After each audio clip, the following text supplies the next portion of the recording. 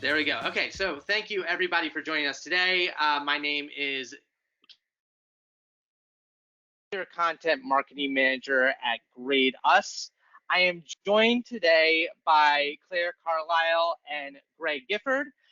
They're both expert local SEO folks who are just amazing when it comes to all the little tidbits and strategies and tactics it comes to make sure that your business is visible at the local level. Claire, thank you so much for joining us. Tell us a little bit about yourself, what you do, and your agency. Hi, so I'm Claire and I'm from the UK. I live in Wales and I've got my own small, well, it's just me, so I guess I'm an agency, a boutique agency, and I work with small and medium-sized businesses to help them do better at digital marketing. Awesome. Thank you so much. And Greg, share a little bit about yourself. So, hey, I'm Greg. I speak at tons of conferences, so you guys have probably seen me out and about somewhere. I think I did 27 conferences this year. I'm a local SEO guy. I've been in automotive for, probably 12 years, and now I'm branching out, and I'm actually looking for my next gig right now.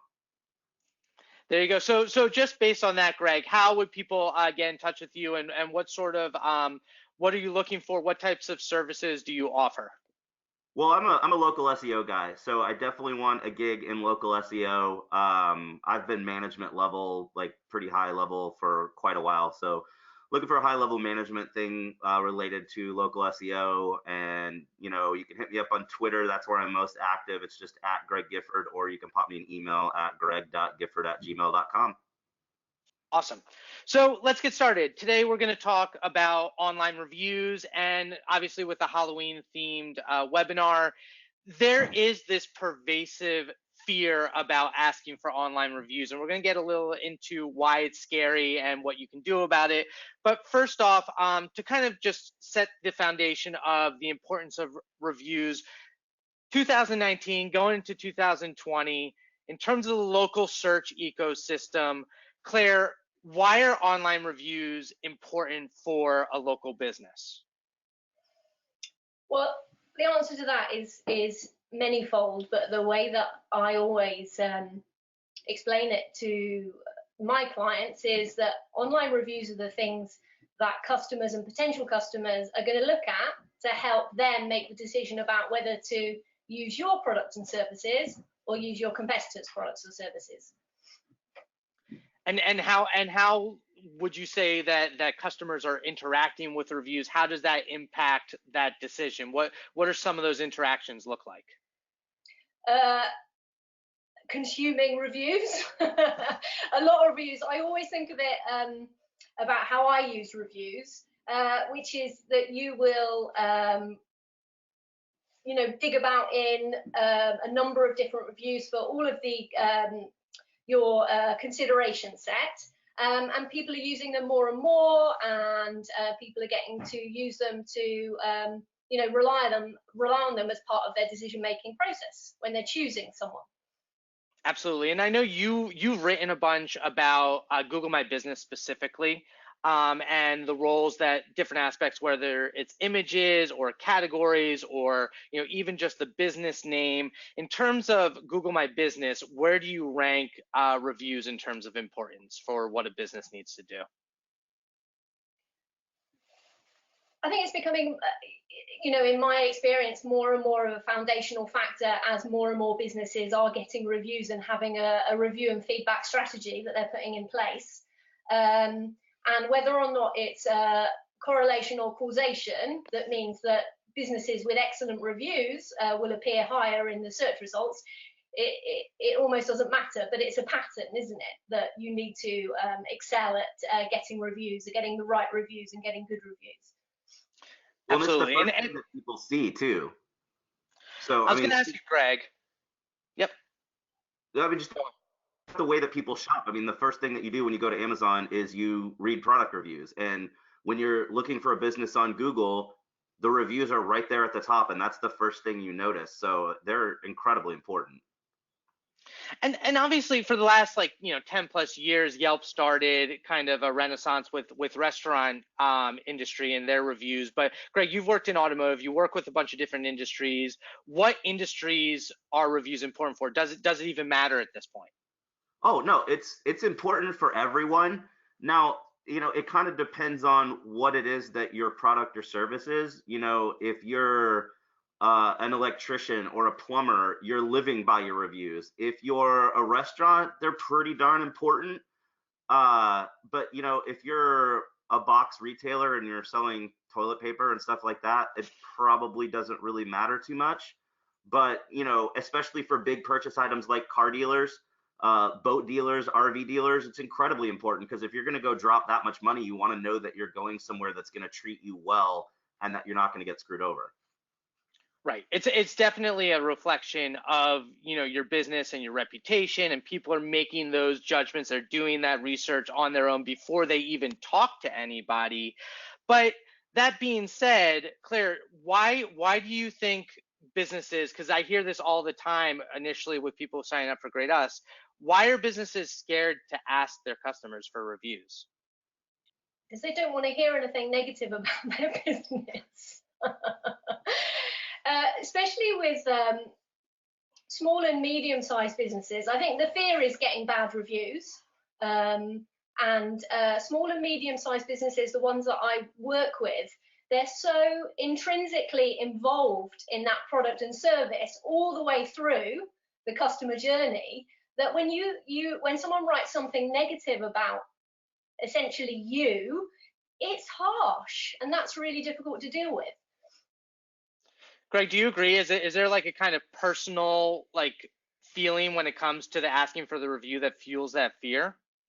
Oh yeah, 100%. And you have all these horror stories online of something bad happens and it goes viral and you get tons of bad reviews, and so people are really scared. And especially if you're like one of those I talked about, like an electrician or a plumber or even a restaurant, and you really live by your reviews, if your review scores go down, that can significantly impact your business. So some people are just scared of the trolls, and you're terrified that a couple of bad reviews or scathing reviews might hurt you. But at the same time, if you're giving good customer service and you're treating your customers right, sure, everybody expects that there's going to be one bad review here and there. But if you're getting, significantly more good reviews than bad reviews, then you're okay.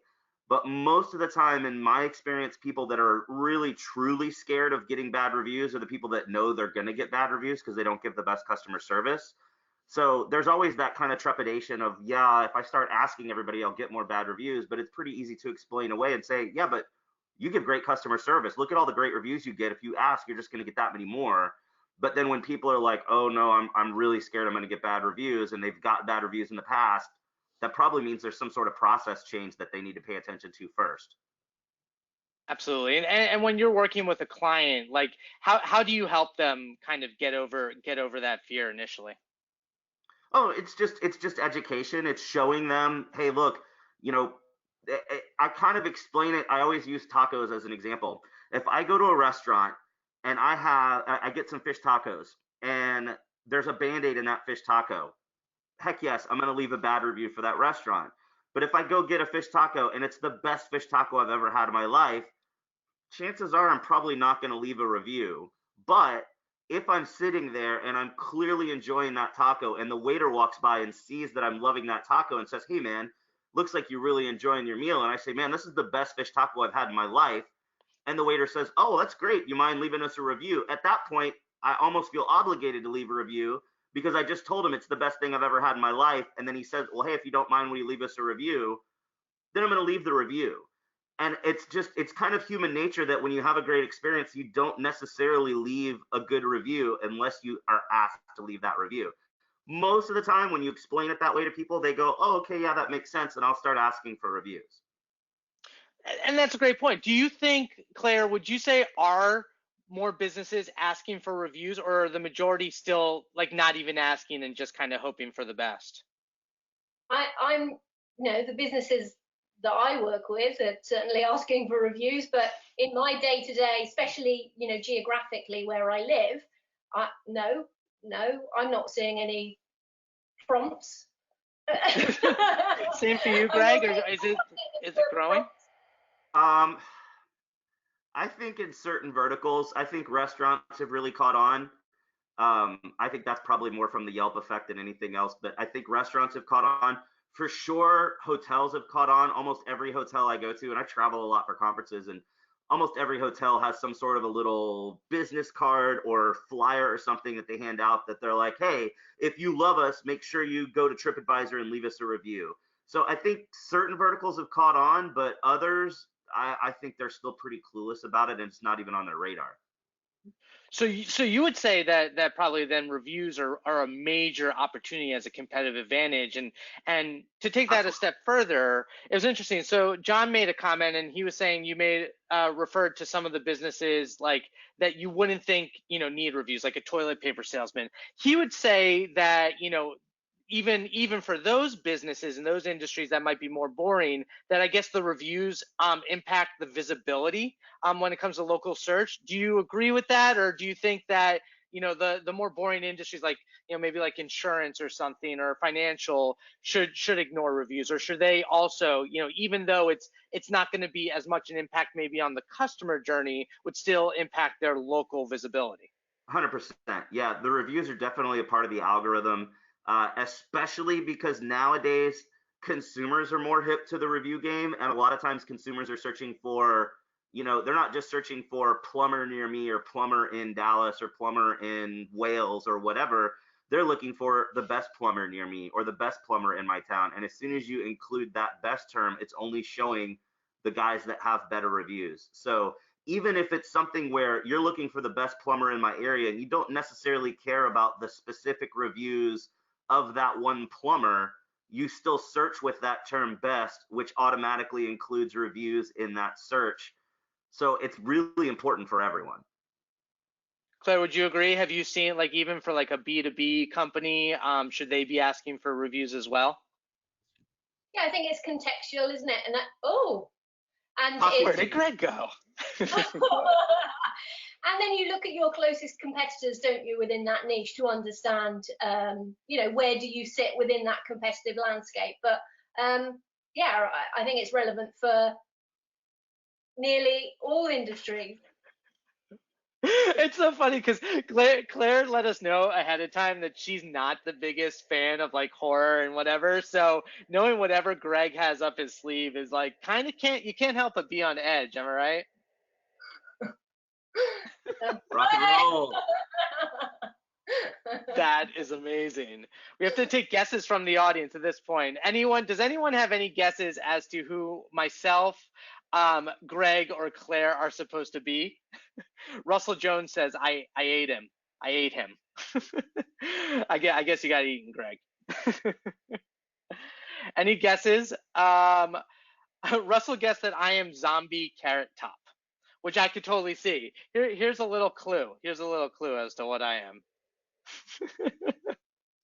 So going on in terms of like this theme of the fear of asking for online reviews, hypothetical scenario, you're in your business, you're asking for a review. What's the worst, scariest thing that can happen? Like, what's the worst thing that can happen to the business? Just like, let's be realistic.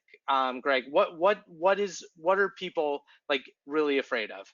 Well, I mean, the absolute worst thing that can happen is for some reason your business goes viral for the wrong reason and you just get a deluge of bad reviews that aren't even real reviews. Now, the thing is, if it's a case of media attention like that, where something goes viral and you're on the news, and like the guy that killed the lion a couple years ago, the dentist that killed the lion, still gets bad reviews of people saying, this guy kills lions, don't go here. You can get those reviews removed, but it's still really bad when something like that happens. Like over the weekend, there was the guy that he shared some meme about pooping on company time and got fired for it. And then it went viral because he put it on Facebook that he got fired for it. And now they've just got ridiculous amounts of bad reviews because of going viral from people that aren't customers. Now, those reviews are probably all going to get taken down once the furor dies down, but still, you know, as a business owner, they've got to be freaking out right now. And to that point, like if you were a consultant for that business and that situation spirals out of control, I saw the text message exchange where, you know, the guy who originally posted the meme was like, at this point, dude, it's out of my hands. Like these are people I don't know who are posting these reviews. What do you recommend, especially on Google, where I know Joy Hawkins of Sterling Sky and Jan Gilbert just posted an article about, you know, can you turn off Google reviews? And to your point, sometimes in these PR situations, they do get, you know, moderated. But what advice would you give? Not to do anything stupid and have a bad situation like that happen in the first place.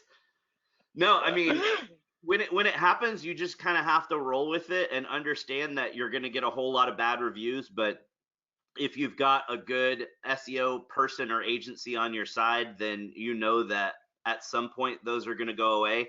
And hopefully it's not something that's going to last forever, like this Cecil the Lion thing. I mean, it's, what is it, 4 or 5 years later and it's still happening to the guy. Most things are kind of like a flash in the pan. I was working with, gosh, this was 3 years ago, I think. It was an Audi dealership in California, and some guy took his car in for service, and he had one of those dash cams that records whenever the car's driving, and it turned on whenever the car turned on automatically. And so one of the service technicians took the car for a joyride, and then at one point he pulls over and stops, and you hear, hold on, I need this for sound effect, you hear. Now, you can't see anything because the camera was pointing, you know, out the front dashboard. So all you see is the front of the car, but you hear that chop, chop, chop, sniff, chop, chop, chop, sniff. Then he turns the music up real loud, and then he's driving like 65 or 70 down 35-mile-an-hour speed limit areas of town, pulls the car back in. Well, the guy called, and it turned out later it was pretty likely it was probably a setup. But the guy called and said, hey, look, here's what happened. You need to make this right. And the dealership called their attorneys immediately. Attorney said, don't do anything. And the guy said, if you don't do anything within 3 days, I'm going to push this out online everywhere. And they were like, we're not going to do anything. So the guy pushed it online everywhere over the weekend. So I came into work on a Monday morning, and this guy's video had hit the front page of Reddit. And so it was all over the internet. And it was just, and the thing is, most of these news outlets, I mean, we were on Maxim, Huffington Post, like all these sites. The thing is, when it's a video like that, people tend to expect that that video is going to get removed. So what these sites do is they make a copy of the video. So it turned out in the state of California, you can't record anyone without their permission. So they did the legal route and said, you have to take this video down because you didn't have this guy's permission. But the video was already out there on all these sites, and they got just hundreds and hundreds of bad reviews from non-customers all over the country. But, you know, they trusted us. We'd had a relationship at that point, and we said, look, it sucks. But you know, all these reviews were going to get taken down, and they all got taken down. So it was fine in the long run. And then we actually kind of made an opportunity out of it. Like 6-7 months later, we came back to all these sites that still had those pages up, you know, Maxim and things like that, where they're not really pages getting any traffic anymore because it was a flash in the pan kind of thing, but they still had the page up and they mentioned the dealership. And so we went back and said, hey, we see you mentioned the dealership. Do you mind adding a link? So we ended up getting a lot of high authority links for them. Now, it obviously wasn't a great, you know, contextual idea to go, well, this dealership sucks because this happened. But, you know, 6 months later, nobody's reading those posts, and we got some good links out of it. So it ended up kind of being okay. Yeah, I mean that's one of those things, right? Is just the time cycle, the news cycle of the internet is like, on the one hand, for most smaller PR fires, it will kind of dissipate like sooner rather than later. And, you know, you just kind of try and move on and regroup and just be a good presence online. Whereas like some of those that are out of control, it'll be in kind of the collective memory, and there will always be a like slightly residual aspect, but it might take longer to finally get away. And Yep. Claire, have you had any experiences like that? Like even like a minor PR fire for a client that you've had to help, or are you just perfectly choose your clients that it's not an issue for you? I do. That's a bit outside my wheelhouse, really, just because working with sort of smaller clients that are quite squeaky clean, and I just choose to work with people that I actually like and understand. So I'm quite lucky like that. But the worst thing really is just in our experience is just a crushingly bad review that just people take really personally. So that's the worst. So, and I'd like it to stay like that. I don't want to deal with any of that stuff. Thank you. No, thank you. No. Right, but it could be a misunderstanding, right? Like sometimes like the most innocent sort of things that do blow up out of proportion. And I guess do you ever are your clients so removed from that you don't even think about like a PR crisis management plan, or do you have like kind of recommendations in your back pocket if something were to come up? Yeah, well, I've got some reputation management is everything, isn't it, really? It's like Greg saying, you really don't want to get in a situation like that with a member of staff having a cold or whatever it was they were doing in that car. I didn't really understand.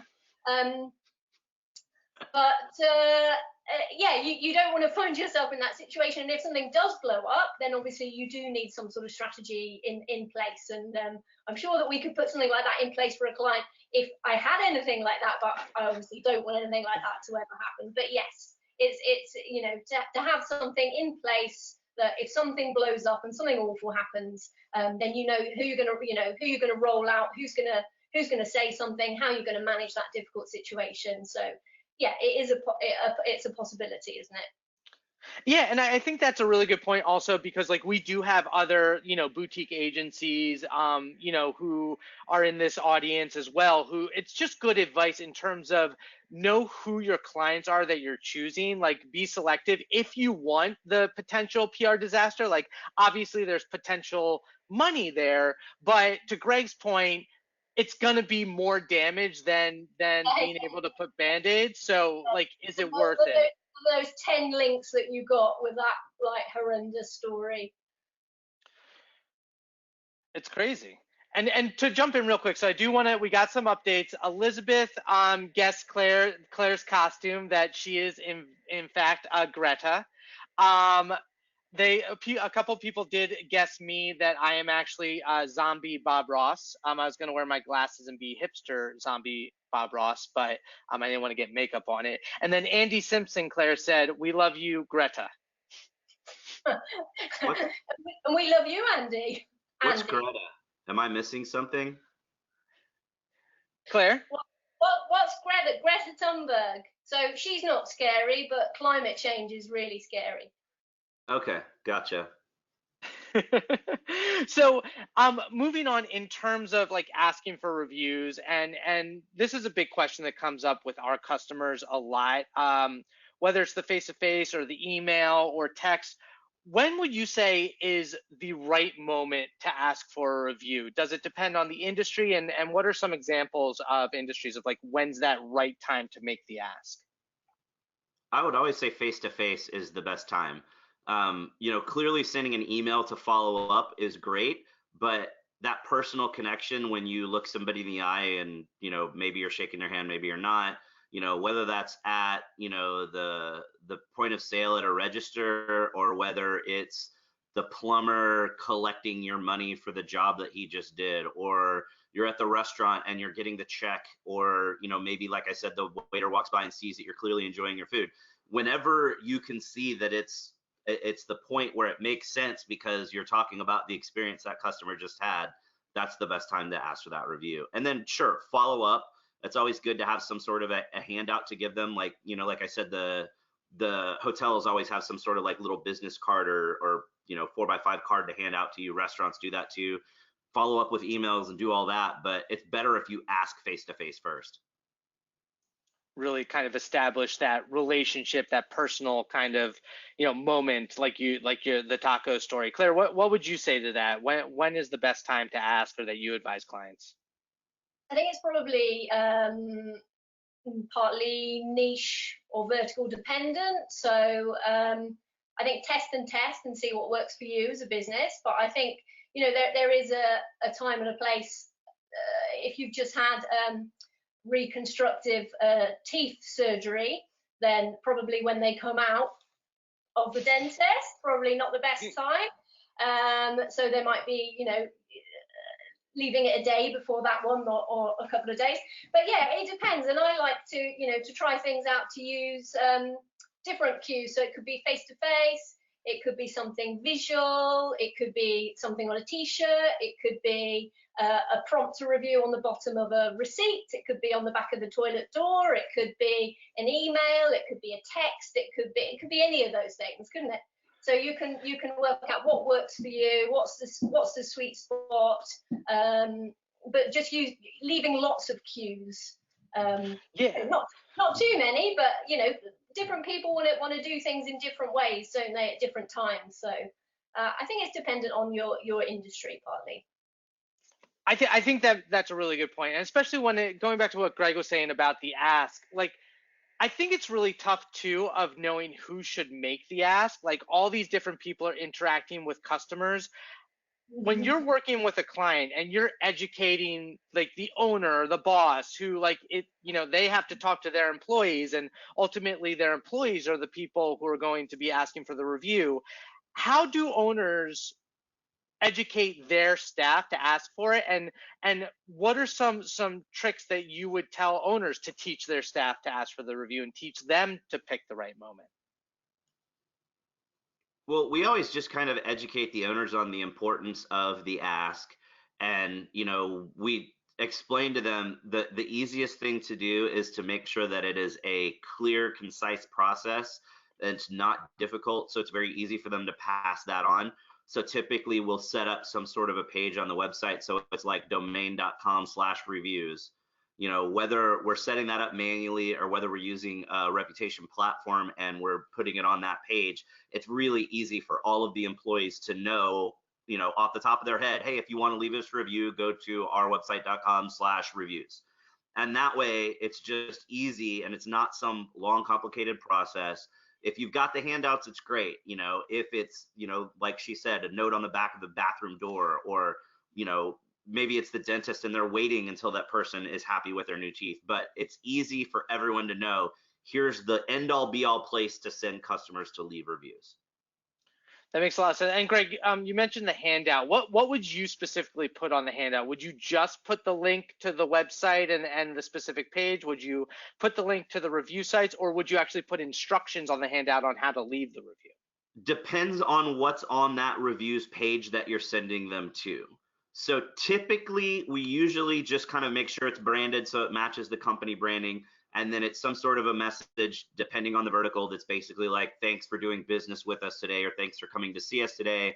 Let us know how we did. You can leave us a review here, or you can choose your review site that you want to use from our list on this page, so that, a lot of times people might think that it's the internal, first party testimonial, and not a go to this page and choose which website you want to go leave your review from. So sometimes you need to make that obvious.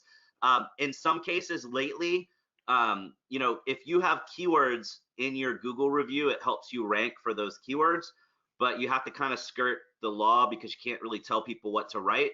So on the handouts, we've been putting things like, hey, if you're not sure what to write on your review, here's a couple of questions that will help you out. And then you have a couple of leading questions listed on that handout that will help guide them in a direction of including those keywords that you want to have included. That's a really good point, and that is a really kind of tricky way about like the ask, because obviously, when we're talking Google, or we're talking most of the review sites except for Yelp, you can ask for the review. Obviously, you don't want to incentivize it. With Yelp, you can't even ask for the review. That goes against their terms and conditions. But the way you make the ask matters. But to your point, not only the keywords, but just more text in general within the review helps as well. Claire, what's your approach when it comes to wanting to tease out an actual descriptive type of review without explicitly saying, hey, write about this for us? I think so I call it, I think it was Darren Shaw called it the enhanced ask. So basically, when we're using something like email to ask for reviews, so then you craft your email, and like Greg says, giving people ideas about what they might want to be writing about and commenting on. And then if you're able to personalize those emails, you can even be, rather than saying, oh, I understand you ate a pizza with us sometimes. It's like, no, I understand that Bob served you a special sourdough pizza and that you had special toppings and blah, blah, blah, blah. Did you find it family friendly? Was this, you know, whatever your attributes you're trying to become known for, then you're making sure that you not sneak them in, but you give them as ideas about the type of content that people want to be writing about, because you're trying to get a very rich review written, essentially, ideally with images and all sorts of things. So giving people an idea of what they could be writing about, so you can put that into your email requests. I think that makes a ton of sense, especially for, you know, those industries where there aren't a ton of customers and you really do have the ability to establish that personal relationship and take the time to write the email, because ultimately those reviews will pay off in terms of just any other person who's looking to, you know, solicit that business. If they see a really thoughtful, well-written review, that's going to help, especially compared to competitors. Greg, quick question: when it comes to asking for reviews and educating the employees, how do you feel about incentivizing employees to get reviews? Are you pro that strategy, or no? What reasons? No.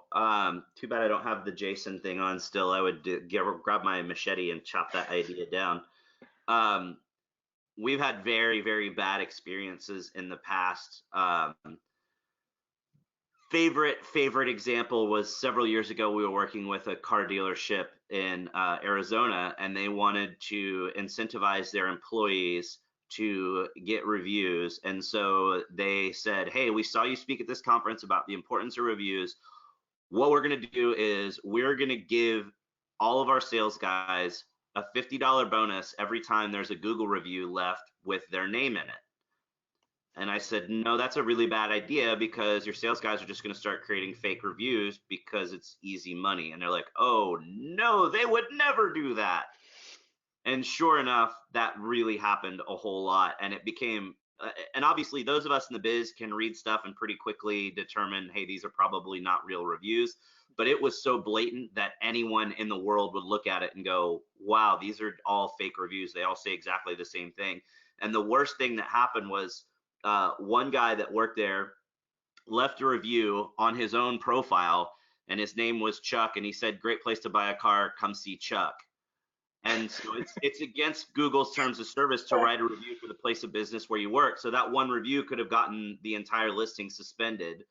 And then there was another situation, same dealership, where a guy came in and had a bad experience on a Friday, and he kind of thought about it all weekend and decided the next week he was going to go in and write a bad review. And when he logged in to went to their GMB to write the review, the most recent review was a review with someone with the same name.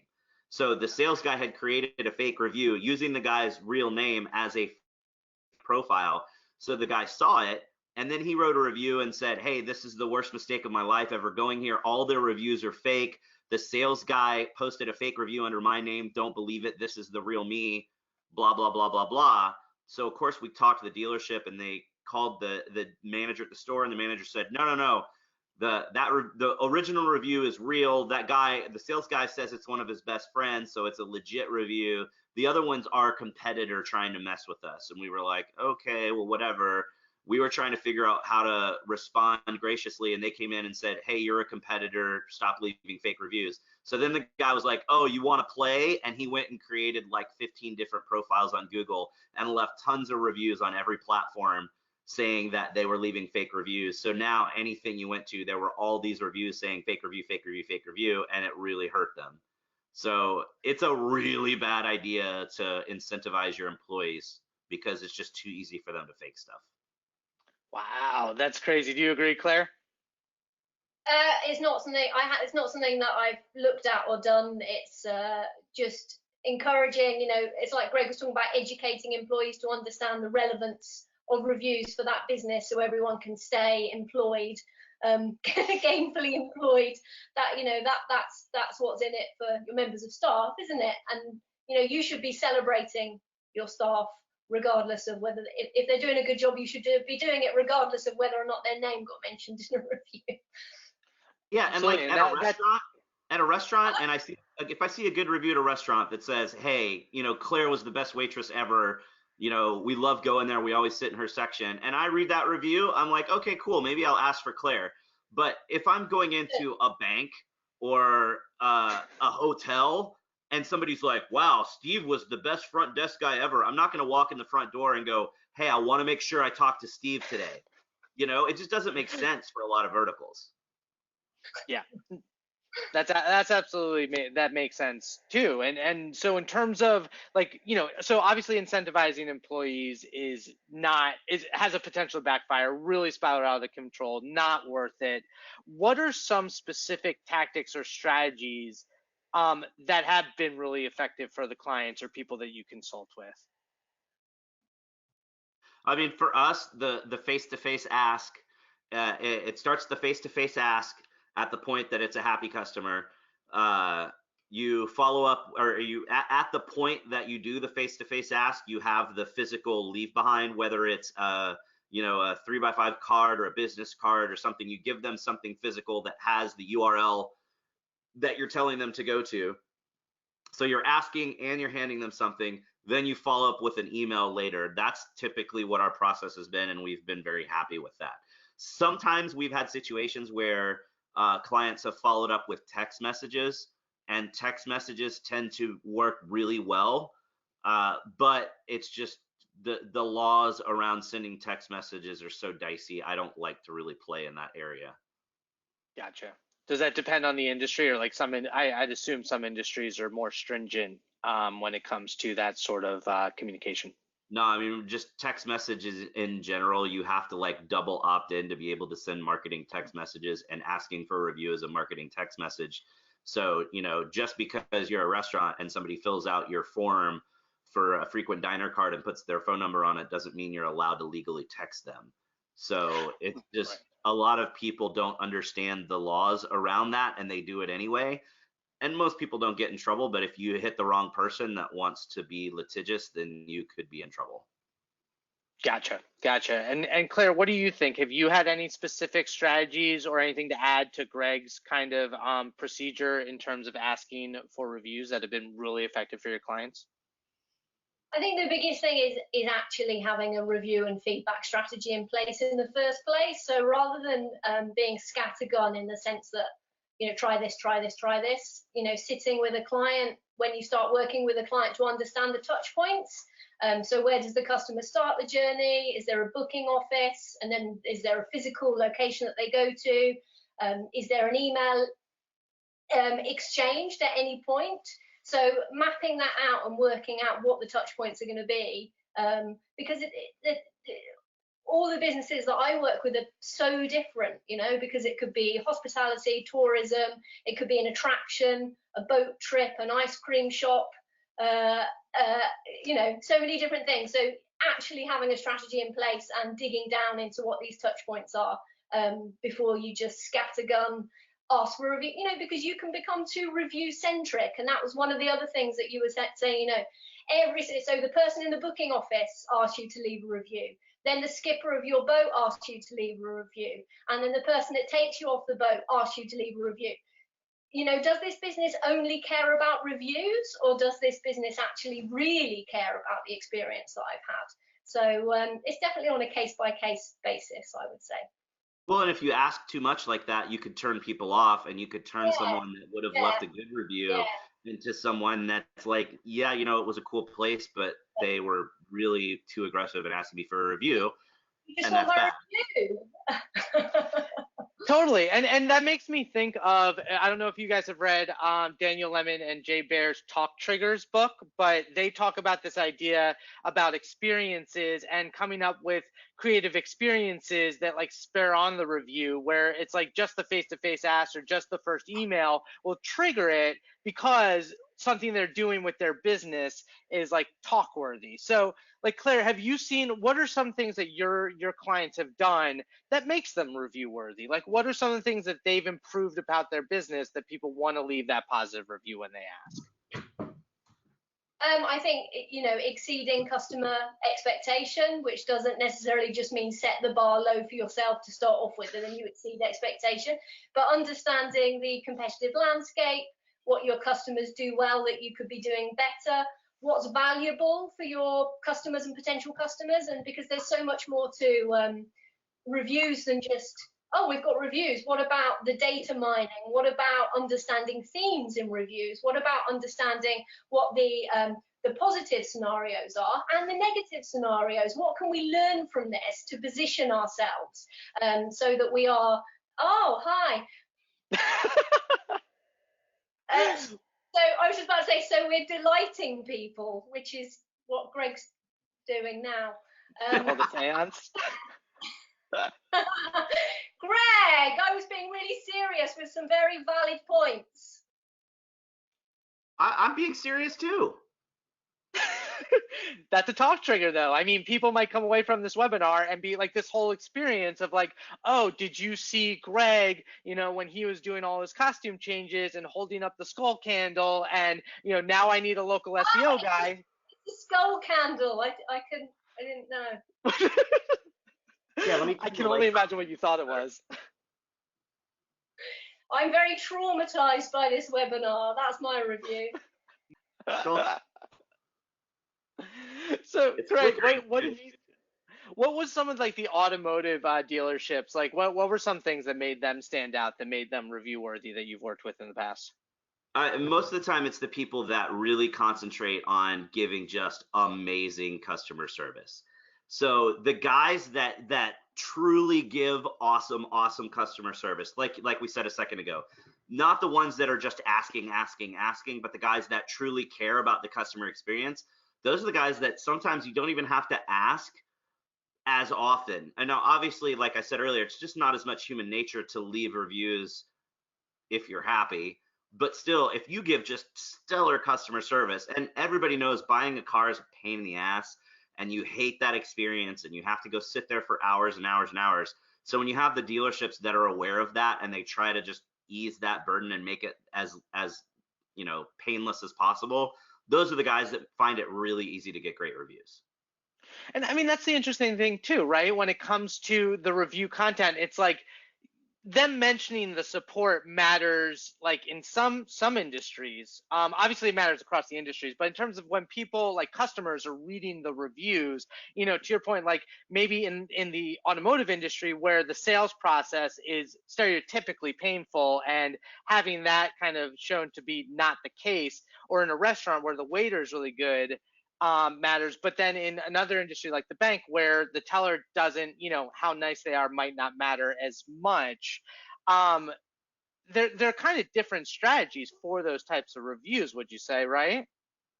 Oh yeah, 100%. And for certain verticals, it's hard to get reviews. If you're a bankruptcy attorney, it doesn't matter how great you are at winning cases and taking care of your clients. Most people aren't going to be comfortable leaving a review going, yeah, I was a dumbass and I didn't pay my bills and I got really behind and this bankruptcy guy got me off the hook. Like, you're just not going to get reviews like that. Divorce attorneys, same thing. You may have a really great divorce attorney, but unless you want to be like, yeah, I got divorced from my wife and man, I took her to the bank and I scored big. And you know what? I really stuck it to her because I got full custody of the kids. You're just not going to get reviews like that. So it's tougher in some verticals. Like you said, I mean, bank tellers, not as extreme, but no matter how nice that person is, kind of doesn't matter for getting reviews. Gotcha. And so I do want to give everyone in the audience a chance to ask some questions. So if you do have a question, please share it right now in the questions. Carrie shared with Claire, she said, I think you should screenshot Greg's distractions and punish him with constant tweet replies with just that image. So one question. I can't unsee that skull thing. That wasn't even that scary. It's just a little skull thing. Okay. Different thresholds. Be glad I didn't wear my black contacts. I have contacts that cover my entire eyeball, so my eyes are solid black. Yeah, that's terrifying. That would be terrifying. I decided not to wear those. So we did get a question a little earlier from Claudia, and she wanted to know, we're talking about this, you don't want to do overkill with asking for reviews. You can't ask 20 million times. She says, I get that asking for reviews are important, but how do you make sure that they go home and do it? Follow them. Well, that's why you give them the handout. You know, if you just ask and expect them to remember to do it or to remember where to go to do it, it's not as successful as asking them and handing them something and saying, look, yeah, you can go to our website, but look, here's where you go. So when you get home, just pull this out and this tells you where to go. Instead of going, hey, when you get home, make sure you go to this page and you go to this and you click here and you do this. It's just people are a lot less likely to do that. And then if you really want to get granular about it and you have to know that customer's name, if you're, you know, a restaurant and it was a frequent diner, or if it's an attorney and you know the client's name, or if you're a plumber and you know the client's name because you were at their house, it's pretty easy to look. And if a week later, if that person was like, oh yeah, thanks, you know, you fixed the toilet downstairs and saved my house from getting flooded or whatever, and they're just super happy, and you're like, hey, leave me a review, and they're like, yeah, definitely, you're amazing, you're the best plumber I've ever had, and a week later they haven't done it, then you could pop an email over and say, hey, you know, just reminding you, it'd be great if you could leave me a review and share your experience. Sometimes you can't do that because you don't necessarily, you know, if you're a waiter at a restaurant, you don't necessarily know the customer's name, and the individual wait staff, they're not going to care to go follow up and be like, well, I had this family was super happy and they didn't leave a review. Hey, boss, let's go track them down. So it kind of just depends. It's sometimes a little dicey to send that email follow up because, again, you don't want to be annoying. And if somebody did leave you a review when you asked, and then you send an email and you're like, hey, leave us a review, it's been a week, maybe that's not a great idea. You just have to be careful. Gotcha. Yeah, and I think that speaks to really like knowing your customers and knowing your audience and knowing the type of people that do you know, visit your business. But either way, there's unpredictability. There's always unpredictability. Really good question from Carrie. I want to throw to you, Claire. Is do you think it's important to ask for an edit to a review if you fix the issue with the customer? And how do you craft that ask? So I guess the scenario is you have a somewhat, you know, negative-ish review, you actually do great customer service, you right the wrong, maybe it's something that, you know, just happened, you know, that, you know, you could fix, you do it. What are your thoughts on Carrie's question about asking for the edit? I have done it in the past with success, but again, it's a case-by-case basis. I think some reviews you can get which commenting negatively on something that isn't actually the product or service. That's one thing, and sometimes you can resolve something that was, you know, it was a credible review in the sense that they've commented on something, you've resolved that, they might be able to edit. But I think the one that we got some changes, we asked them to make some changes was, you know, very, very damning negative review that actually wasn't about the product or service that was being reviewed.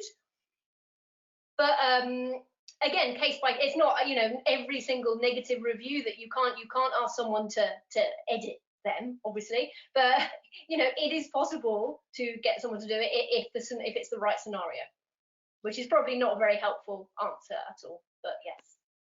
No, I mean that's like any SEO sort of thing, right? The answer is always it depends. It depends. But that said, you know, how would you, so say it's a scenario where you do feel like you have a relationship and it might be appropriate, how would you craft that bring that up in conversation or via email, the request? To bring it up, I guess, if you're having a conversation exchange with someone that is you know, becoming positive, and you've entered into a dialogue with someone, then just you know, just ask them.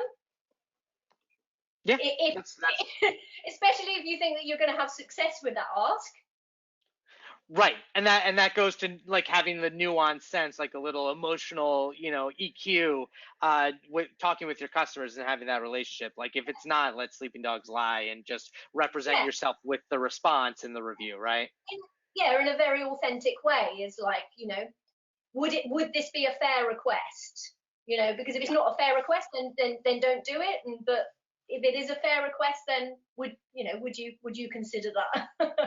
Right. It's not a game. It's more about the customer support and making the customer happy than just like your business doing okay because you won a 5-star rating across the board. It should be about helping your customers. Yeah, definitely. And whether that's because you're having an email conversation or whether you're putting it out there so you can actually have a personal phone call with that person, then sometimes it's easier to do things personally and on the phone rather than an extended not, you can't see someone. Emails are difficult, aren't they? Obviously, if you could have face to face, that would be great. If you're on the phone, that's better than email. Right? Did you have a thought there? Well, if you get a bad review and you do your due diligence, try to turn that customer around, most businesses out there aren't trying to make that customer happy to get that customer to edit that review. They're trying to make that customer happy because it's the right thing to do. They dropped the ball, something happened that was bad, and they're reaching out to that customer going, I'm really sorry this happened. What can I do to fix this for you? Now, sometimes, cool, you're just making that person happy from being upset with their situation. But sometimes, depending on how you handle it, that person really turns into an evangelist and they're like, oh my God, thank you so much. I didn't really expect anything. And you guys went above and beyond to fix this situation. That's the point that you reach out and go, oh, well, cool, thanks. Since you're now so happy, if you don't mind, could you go change that review and update it? You wouldn't want to do it every time. No, and it partly, working with small businesses that sometimes only have 10 reviews, this is where it's different. Have they got 10,000 reviews? Have they got 10 reviews? If they've got 10 reviews and you have to work really hard to get the reviews because it's a difficult niche and whatever it is, then a review which isn't, doesn't feel fair and it isn't fair, you might want to work harder to try and deal with. Whereas otherwise it's like, sometimes, respond brilliantly and then crack on with not burying it, but crack on with getting certain new reviews that really reflect you being your best self in terms of products and services. Yep. I think that's great. So we got one more question before we end up, and this has been a pleasure. It's so fun to talk to you guys and talk about reviews. And it is funny. It's like when I be working for a review company, it's easy to think like reviews are top of mind for everyone, but it's also good to have that perspective of like, for a business owner, just run a good business, hire good employees, care about your customers, and the reviews will ultimately come. Andy asked, he said, Google My Business has started helping with answering reviews. So they've started kind of submitting these templates that come in for the business owners. Do you think this will be a good or a bad idea?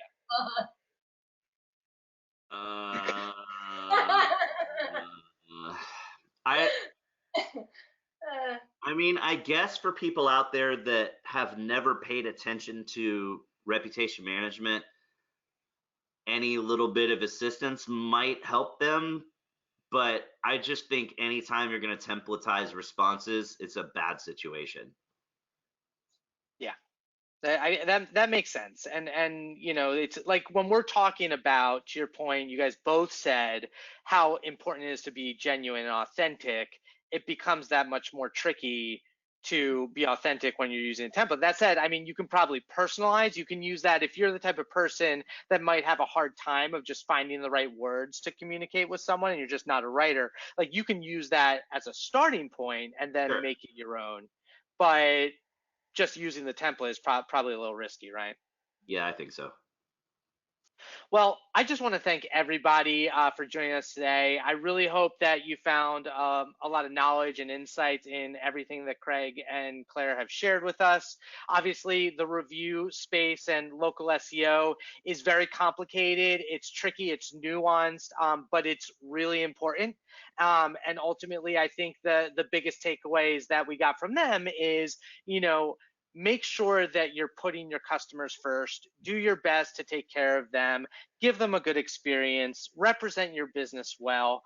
I want to thank both our panelists, Claire and Greg, for joining us today.